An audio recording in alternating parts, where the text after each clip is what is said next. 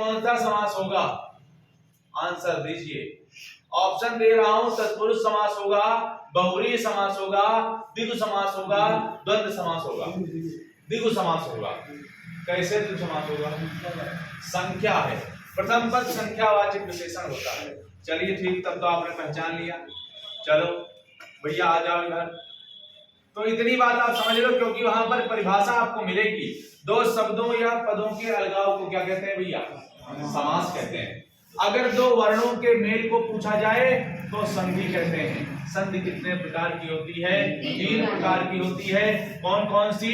स्वर, व्यंजन और विसर्ग। स्वर संधियां कितने प्रकार की होती हैं? 5 प्रकार की होती हैं। 5 प्रकार की बात हमने बता दी। कौन कौन सी? दीर्घ संधि पहली आती है, दीर्घ स्वर संधि दूसरी आती है, दूसरी दीर्घ के बाद कौन सी आती है? अयाज, अयाज, गुण, यड़ और वृद्धि। तो 1 2 3 4 और 5 ये स्वर संधियां हो गई 5। ठीक है, चलिए आ गया ये समास में। समास को संक्षेप भी कहते हैं, समास को संक्षिप्तीकरण भी कहते हैं। पेपर में प्रश्न आता है, समास को कहते हैं, समास को कहते हैं। ऑप्शन ए, बी, सी और डी। संक्षेप, लघुकरणी, तात्पर्य या निश्चित। समास को क्या कहते हैं? संक्षेप कहते हैं। ये आपका ऑप्शन बन जाएगा, संक्षेप वाला बिल्कुल सही होगा। समास को संक्षेप कहते हैं। ठीक। हिंदी में समास कितने प्रकार के होते हैं? तो समास 6 प्रकार के होते हैं। कितने प्रकार के होते हैं? 6 प्रकार। समास 6 प्रकार के होते हैं। समास 6 प्रकार के होते हैं। नंबर 1 वाला होता है बेटा अव्ययी भाव समास। कौन सा? अव्ययी भाव समास। नंबर 2 पे आता है तत्पुरुष समास। कौन सा समास? तत्पुरुष समास। और नंबर 3 पे आता है कर्मधारय समास। कर्म धाराय नहीं होगा, वे धारय होगा, कर्मधारय समास। और चौथा आता है कर्मधारय के बाद द्विगु समास। कौन सा? द्विगु समास। और द्विगु समास के बाद आता है 5वां द्वंद्व समास। और द्वंद्व समास के बाद आता है 6ठा बहुव्रीहि समास। कौन सा समास? बहुव्रीहि समास। बिल्कुल आंखें और कान एकदम खुला रखना। अभी आज के बाद आप कभी समास में गलतियां नहीं करेंगे। अव्ययी भाव समास को पहचानने की बहुत ही आसान ट्रिक है। अगर कोई शब्द या वाक्य आ, अनु, उप, प्रति, यथा, हर, भर से शुरू हो रहा है, वहां पर समास कौन सा होगा? अव्ययी भाव समास होगा। कितने शब्द बताए? आ, अनु, उप, प्रति, यथा, हर और भर। इनसे शुरू हो, समझ लो ये अव्ययी भाव समास है। ठीक है, जैसे आशीर्वाद, आचरण, आमरण, आसक्त, आचार, अवलोकन, आवृत्ति। ठीक है, हो जाएगा, ये हो जाएगा। आ से हो गए, तो इन सब में आ से आजन्म, आ से शुरू होने वाले कौन से समास हो गए? अनु से अनुपदेश, अनुमान, अनुवेश, अनुदेश, ये सब अनु से होने वाले हैं। अन्वेषण, ठीक है, ये बन गया। उप से भैया उप मुख्यमंत्री, उपराज्यपाल, उपराष्ट्रपति, उपचार, उपकार, उपहार, उपदेश, उपवेश, उपहास, ये सब उप से शुरू होने वाले जितने भी हैं वो भी सब अव्ययी भाव समास हैं। उसके बाद आता है प्रति से। प्रत्येक, प्रतिपल, प्रतिक्षण, प्रत्येक, प्रतिपूर्ण। ठीक है, प्रतिक्षण। इस तरीके से आपके प्रति से शुरू होने वाले भी अव्ययी भाव समास होंगे।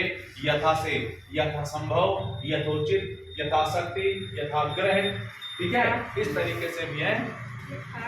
यथार्थ, ये यथा से शुरू होने वाले भी अव्ययी भाव समास होंगे। हर से, हर एक, हर दिन, हर भर, हर संभव, हर प्रयास।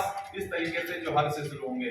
हर हर महादेव, और ये हो गया भर से, भरपूर, भरपूर, भरपेट, भरसक, यानी भर से शुरू होने वाले जितने भी शब्द, जब जो भी वाक्य, जो भी शब्द इनसे लिखे जाएंगे वो सारे क्या होंगे? अव्ययी भाव समास होंगे। समझ में कुछ आया? मान लीजिए अगर आ जाता है इसके अलावा अव्ययी भाव समास में दिनों दिन, अगर आता है दिनों दिन या रातों रात, रातों रात, अब इसमें कंफ्यूजन होता है लड़कों, इसमें कंफ्यूजन हो गया। मान लीजिए प्रश्न में आ गया दिनों दिन में कौन सा समास है। अब आपने तो पढ़ रखा है, सर ने पढ़ाया था आ अनुरूप प्रत्यय हर भर से शुरू होने वाला होना चाहिए, दिनों दिन में तो ऐसा कुछ भी नहीं है, तो समास अव्ययी भाव तो होगा नहीं।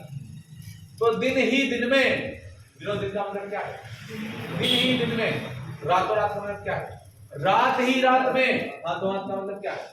हाथ ही हाथ में। जब कोई भी शब्द रिपीट होकर आएगा वहां पर भी समास कौन सा होगा? अव्ययी भाव समास होगा। जैसे दिनों दिन, दिन ही दिन में, दिन दिन दो बार आया। रातों रात, रात ही रात में, रात रात दो बार आया। हाथों हाथ, हाथ ही हाथ में, हाथ हाथ दो बार आया। जब भी कोई वाक्य, जब भी कोई शब्द रिपीट होकर बार बार वही आएगा, दो बार आएगा, वहां पर समास कौन सा होगा? अव्ययी भाव समास होगा। समझ में आ गया? अगर कोई भी शब्द रिपीट हो रहा है तो वहां अव्ययी भाव समास होगा। तत्पुरुष समास में आइए। तत्पुरुष समास को पहचानना बहुत इजी है। यहां पर अगर हमने आपको हिंदी में पढ़ाया है और वो पढ़ाया है कारक। क्या पढ़ाया है? और कारकों में पढ़ाया थे कि कारकों की संख्या 8 होती है। कितनी संख्या होती है? 8 संख्या होती है। कर्ता कर्म करण संप्रदान अधिकरण संबंध संबोधन, कर्ता कर्म करण संप्रदान अपादान संबंध अधिकरण और संबोधन, ये कार्य है। चलिए, संबोधन समास अधिकरण होता है, कर्ता नहीं होता। कर्ता और संबोधन को छोड़ दीजिए, बाकी जो 6 बच गए वो तत्पुरुष समास के भेद होते हैं। कर्म होता है, करण होता है, संप्रदान होता है, अपादान होता है, संबंध होता है, अधिकरण होता है, संबोधन नहीं होता। यानी मछली जल में रहती है, इस वाक्य में कौन सा समास होगा? मछली जल में, अधिकरण तत्पुरुष है, अधिकरण तत्पुरुष है, जल में रहती है। अब आपको यहाँ पर कारकों की विभक्तियां पढ़नी पड़ेंगी, कारकों के चिन्ह पढ़ने पड़ेंगे। जैसे कर्म है, करण है, संप्रदान है, अपादान है, संबंध है और अधिकरण। बस यही 6 है। कर्ता नहीं होता और संबोधन नहीं होता। देखिए, कर्म को, करण से या के द्वारा, संप्रदान को के लिए, को के ये आ गया, और अपादान से अलग अर्थ में, अलग होने के अर्थ में, अलग होने के अर्थ में। अगर ऐसे शब्द भी हैं तो आप वहां तक मार दो। आगे संबंध में पर, संबंध का की के रारी दे, का की के रारी दे, और यहाँ पर अधिकरण आ गया में। अगर मछली जल में रहती है तो अधिकरण तत्पुरुष है। पक्षी आकाश में उड़ते हैं, मेज पर पुस्तक रखी है, तभी अधिकरण तत्पुरुष हो जाएगा। राम राजा का कुमार, राजकुमार। चिड़िया को मारने वाला, चिड़ी मार को आ गया। ठीक है, अगर राम की बहन या राम की आज्ञा हो गया तो राम आज्ञा हो गया, राजा की आज्ञा हो गया, राजाज्ञा हो गया, राजा का भोजन हो गया, राजभोज हो गया। यहाँ पर किया के से शुरू होने वाले, यानी बीच में का, की, को, ऐसे शब्द आ जाएंगे। वहां पर क्या होगा? कौन सा समास होगा? तत्पुरुष समास होगा। तत्पुरुष समास कैसे होगा देखिए। तो बस आप इतना समझ लीजिए, तत्पुरुष में का, की और के, को, ये शब्द आएंगे वहां तत्पुरुष होगा। जैसे मैं लिख देता हूं,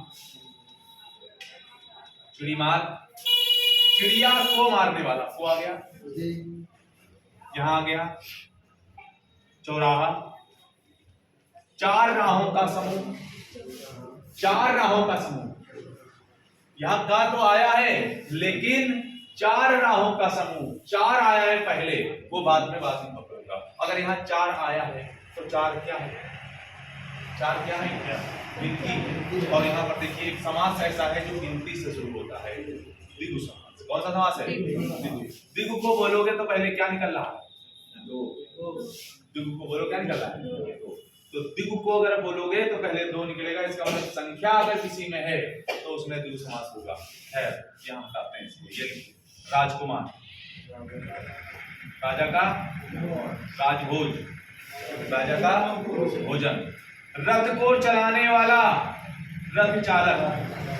ठीक है, इस तरीके के अगर कोई शब्द आते हैं तो आप तुरंत क्या कर दोगे, ये भैया कौन सा समास होगा?